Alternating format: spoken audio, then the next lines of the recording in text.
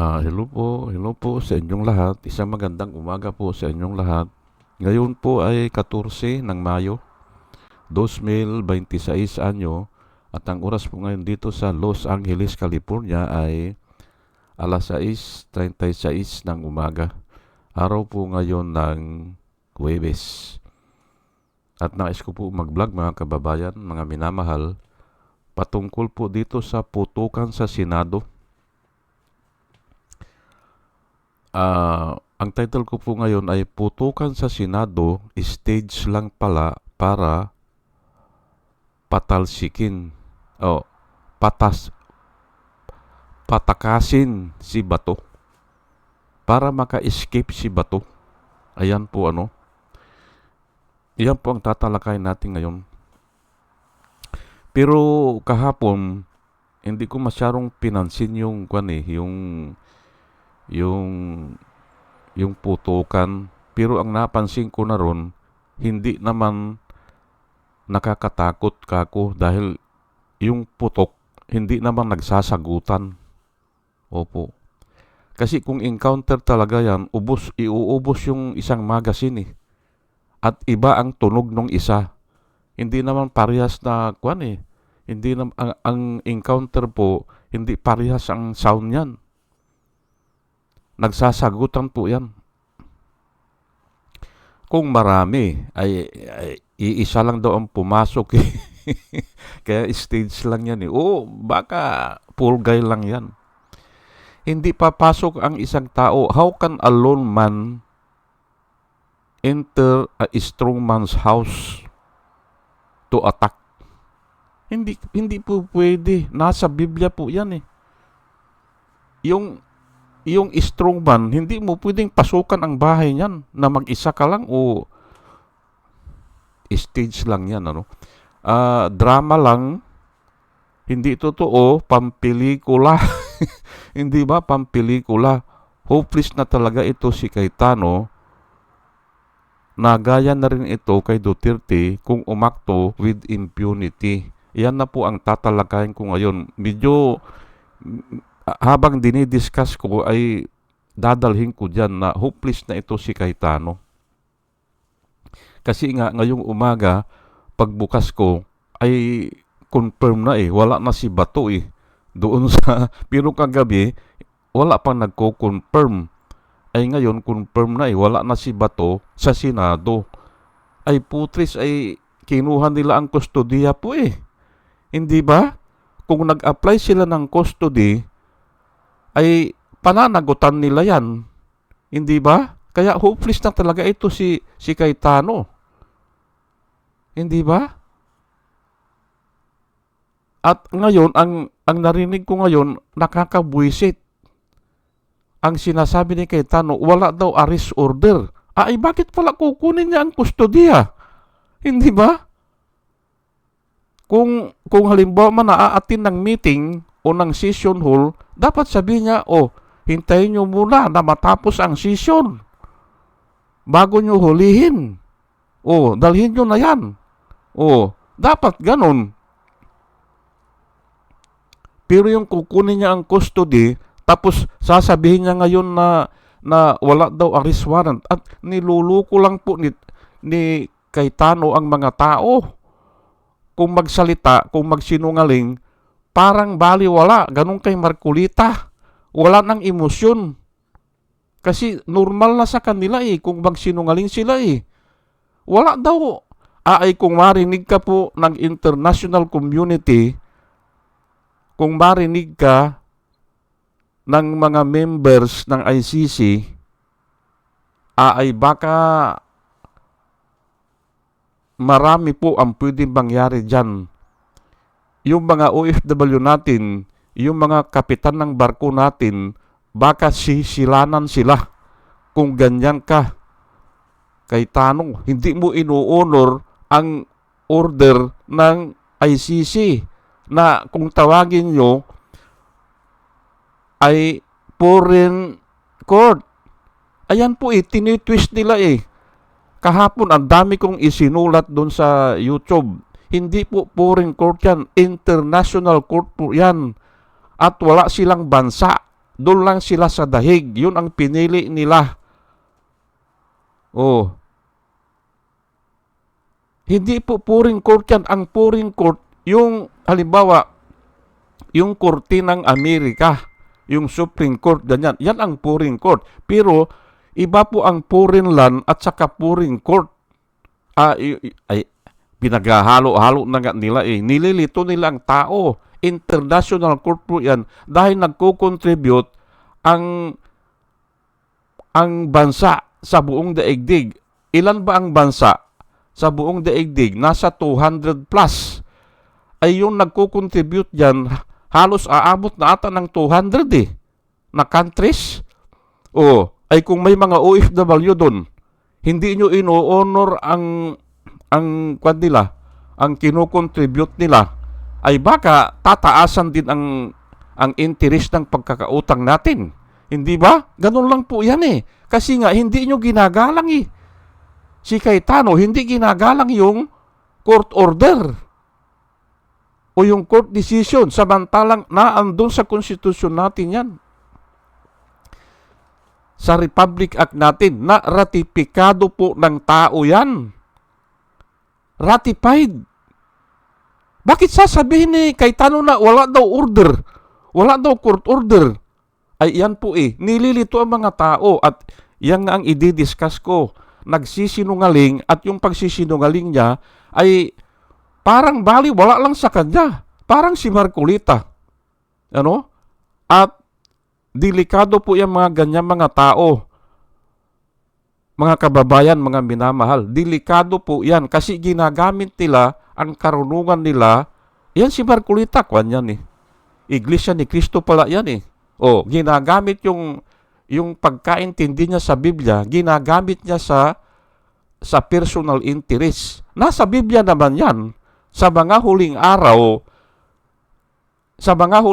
gagamitin ang salita ng Diyos sa kanilang business o personal interest. Nakasulat po yan. At yan po ang delikado. Opo. Pero, iba naman yung kay Tory. Yung kay Tory, Iglesia ni Cristo rin pala yan eh. Pero ginagamit niya yung kaalaman niya sa pagsugpo ng krimen. Ayan po eh. Hindi ba? Tignan nyo po ang ginawa ni John Vic Remulla. Tignan nyo po, magkaiba po, hindi ba? Si John Vic Remulla, kumain sa Senado. Nakipagkwentuhan. Nasa picture ngayon. Ay hindi ginagawa yan ng ground commander. Kung ground commander ka, huwag kang kakain. Buwisit yang ganyan. Bakit? Ang ibig sabihin po, nag-aral po ako ng Biblia, no? Ang ibig sabihin yan, pag kumain ka sa kanila, sa harapan nila, at in the presence of you, yan nga, sa media nakikita sa media po ang ibig sabihin yan, kasama ka dyan. John Vic Remulla, kasama ka nila.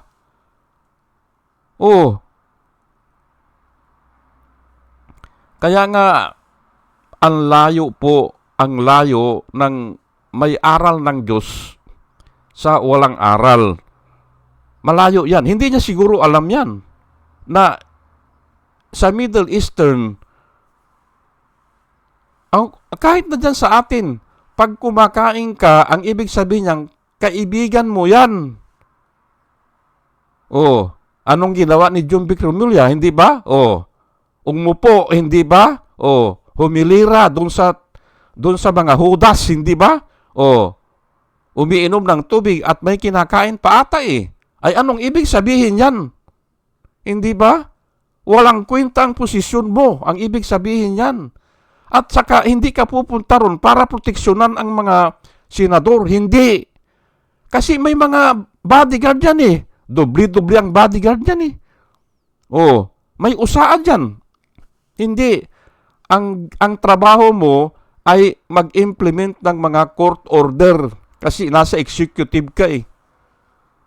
Tandaan mo yan. Kung walang kaguluhan, wala ka doon. Ay bakit? Ano ang proteksyonan mo? Ay pumayag na sila matibag na i-custody na, hindi ba? I-custody ni Alan Peter Cayetano. At yan po ngayon ang mainit na balita ngayon. Pati si Gatchalian ang sabi ni Gatchalian ay kung nakatakas yan, ay panagutin kung sino ang naka-assign dyan. Ay oo nga naman hindi ba? Hiniling ni Cayetano na siya ang mag-custody. Kaya nga wala nang hopeless na ito Wala na pong pag-asa yan. Yan si Cayetano, wala na. Maniwala po kayo sa akin. Inobserbahan ko po ang buhay niyan. Pati yung tatay niya. Opo. At pati yan, ito si Pia Cayetano. Wala yan. Wala nang pag-asa yan. Wala na. Ganyan na yan. Maniwala po kayo sa akin. At ito nga bibigyan ko ng ng Bible verse Ephesians chapter 2 verse 12.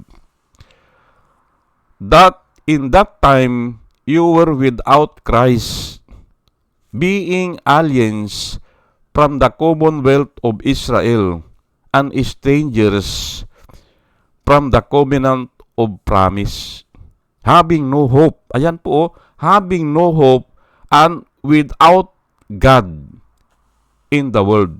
Ayan po Ngayon, ay ito si Cayetano, may word of God ito Nagbabasa ito Nag-aaral yan Kaya lang ginagamit niya sa pansarili niya. Tinitwist niya ay wala nang hope yang ganyan Katulad lang niya ni Kuya Buloy, may alam siya sa salita ng Diyos. Hindi ba?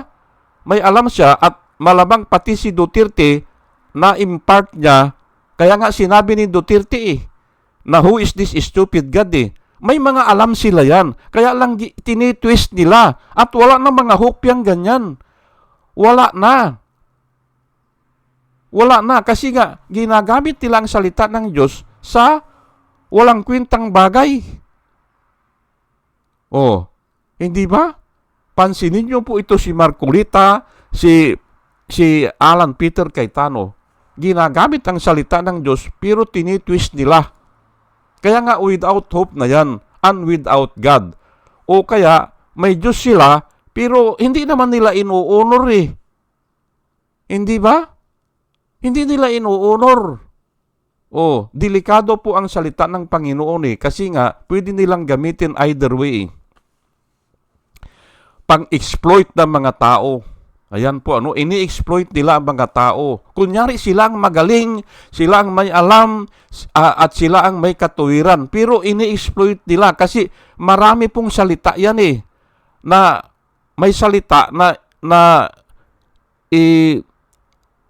ipinadinig sa mga mananampalataya. Mayroon namang salita na pinadinig sa hindi mananampalataya. Ngayon, pinagmi-mix-mix nila yan. Ayan po ang nakikita ko dyan, So, without hope and without God. Ayan po, ang sabi ng Biblia. Job 8, verse 13 hanggang 14, so are the paths of all who forget God, and the hope of the hypocrite shall perish. Hipokrito yan, ganyan Ang sasabihin niya, wala daw order. Ay pinakita na nga ni Trillanes dyan sa Senado na may order na bawal yan kasi ang nakalagay doon secret order. At delikado po kasi kung alaga naman na pulis ka, sasabihin mo, huhuli na kita dyan. Hindi pwede. Ngayon na nagkabukuhan na o nagkalatagan na, ay alam niya na mayroong order. At kung hindi ka susunod sa order, ay marami pong pwedeng mangyari kung ayaw mong sumunod sa international community. Marami yan. At delikado ang gobyerno. Delikado ang gobyerno kasi nga hindi natutulungan ng iba Bakit? Ay hindi kayo naman sumusunod sa international community Kung may huhulihin ka, ay bahala kang humuli sa ibang bansa. Hindi ba? Kasi hindi ka makapag-cooperate Hindi mo ino-honor ang order ng International Court. Delikado po yan. Sisilanan ang mga OFW. Sisilanan yan. Tatanggalin nila sa trabaho yan. At yung utang natin, pwede nilang taasan ang interest. O baka hindi pa tayo pautangin. Bakit? Ay hindi naman kayo sumusunod sa international community. Ayan po ang pwedeng mangyari dyan. Kaya nga, ay delikado yan hindi ba? And the hope of the hypocrite shall perish. Whose confidence shall be cut off and whose trust is a spider web. Ay hindi na natin ipaliwanag yan. Basta yung hope daw ng mga hypocrites, mawawala yan. Hindi ba? At ngayon nga, ang dami nang humihiling na tanggalin na yan si Cayetano. O pagbayarin siya, bakit tumakas si Bato de la Rosa? Confirm na po, nakatakas na. At ngayon, iniiba na niya ngayon ang kwento. Iniiba na niya. Wala daw search warrant o wala daw arrest warrant. Ganyan po talaga ang evil spirit. Ang daling magbago. Ang daling baguhin ang salita. Opo. Sige po, tanggal dito na lang at malilit na po ako, at dalayan ko po sa Panginoon, mga kababayan, mga minamahal, sa ating pakikinig po ay magkaroon tayo ng wisdom na nanggagaling sa Kanya. Opo. At muli, mga kababayan, mga minamahal, isang magandang umaga po sa inyong lahat at salamat po sa inyong pakikinig. Salamat po ng marami. Salamat po.